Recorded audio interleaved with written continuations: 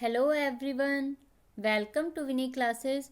Today we will learn about silk fiber to silk fabric. So let's start now. Silk fiber are also animal fibers. Woollen fabric की तरह ही silk fibres animals से प्राप्त किए जाते हैं जो कि सिल्कवॉर्म यानी रेशम कीट के द्वारा प्राप्त किए जाते हैं. The rearing of silkworm for obtaining silk is called sericulture. Sericulture यानी रेशम कीट पालन.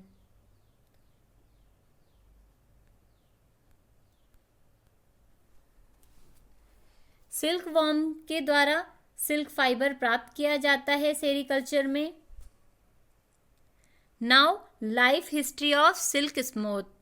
रेशम कीट जो होते हैं उनका जीवन चक्र कैसे चलता है चलिए देखते हैं.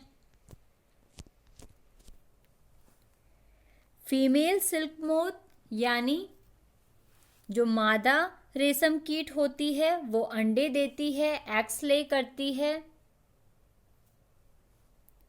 जिनसे लार्वा निकलते हैं.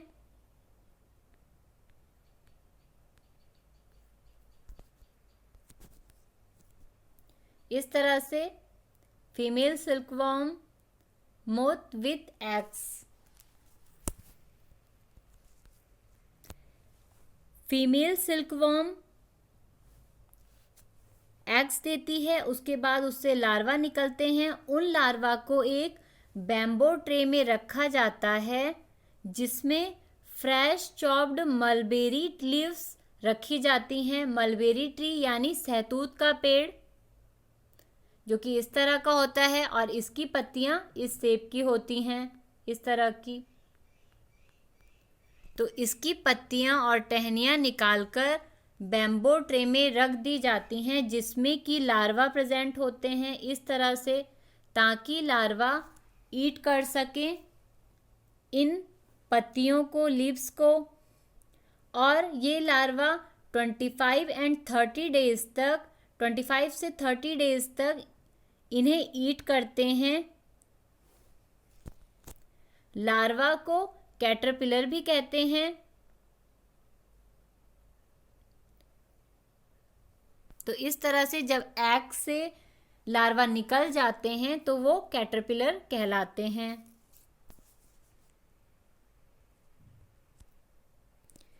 जब ये कैटरपिलर साइज में ग्रो होते हैं तो ये नेक्स्ट स्टेज में एंटर होके प्यूपा बन जाते हैं. नेक्स्ट स्टेज में इन कैटरपिलर्स को प्यूपा कहते हैं. ये अपने इर्द गिर्द एक जाल यानी नेट बुन लेते हैं इस तरह से.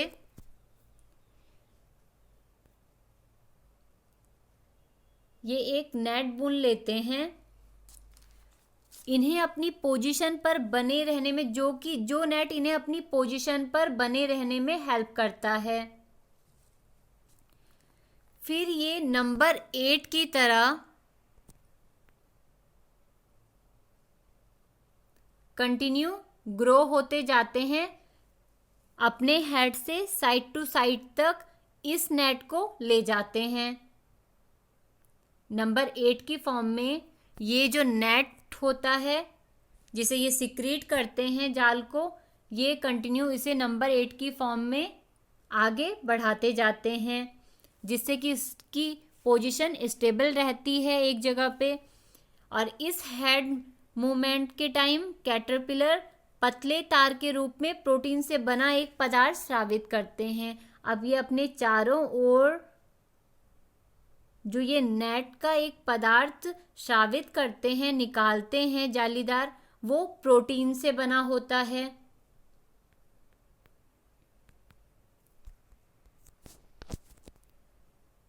इस तरह से ये जालीदार जो दिखाई दे रहा है रेशा, ये प्रोटीन से बना होता है.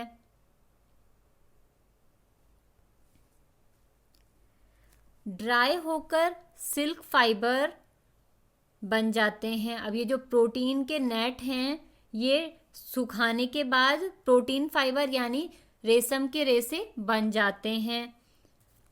और जल्दी ही कैटरपिलर स्वयं को पूरी तरह से सिल्क फाइबर से ढक लेता है। इस तरह से यहाँ पर बहुत सारे कैटरपिलर्स ऐसे हैं जो कि कंप्लीटली खुद को ढक चुके हैं।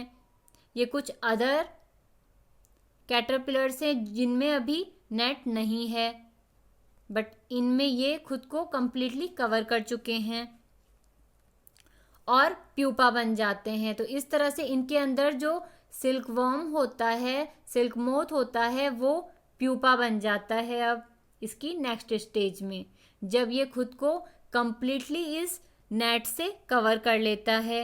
And this covering is known as cocoon. ये जो कवरिंग होती है इसे कोकून कहते हैं। एंड इसके अंदर कैटरपिलर प्यूपा में तैयार हो जाता है, मतलब प्यूपा बन जाता है।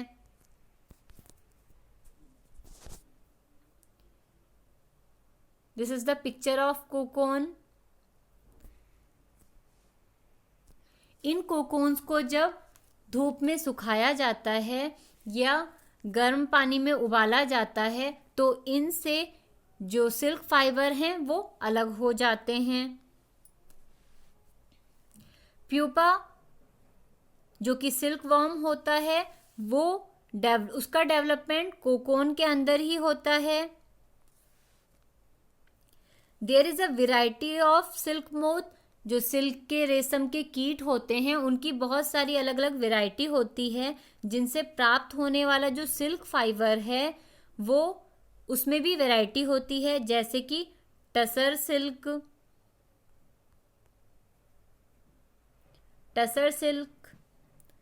मोगा सिल्क एंड कोसा। इसी तरह से अनदर टाइप्स भी हैं सिल्क के। इन सिल्क में डिफरेंस किसका होता है? टेक्सचर का होता है, स्मूथनेस का होता है और साइन का होता है।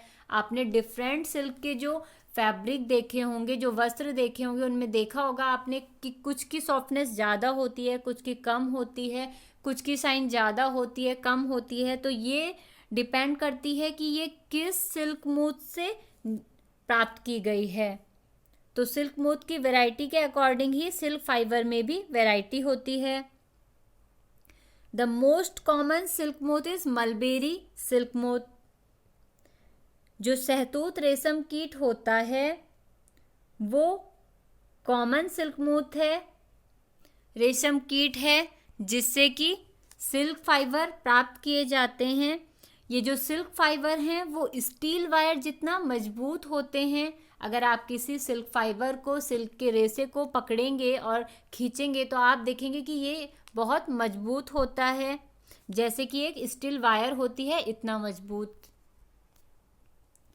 तो इस तरह से जब प्यूपा खुद को इन रेशों से कवर कर लेता है जिन्हें कि कोकून कहते हैं और इसके अंदर प्यूपा होता है, तो इस तरह से प्यूपा जो कि सिल्क मोथ होता है वो डेवलप होता है कोकून के अंदर।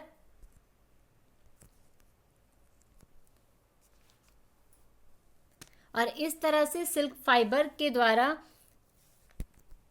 सिल्क यार्न यानी सिल्क के थ्रेड प्राप्त किए जाते हैं, जिनसे कि वीविंग के थ्रू सिल्क क्लॉथ तैयार किए जाते हैं। आई होप आपको ये टॉपिक क्लियर हुआ होगा। Thank you.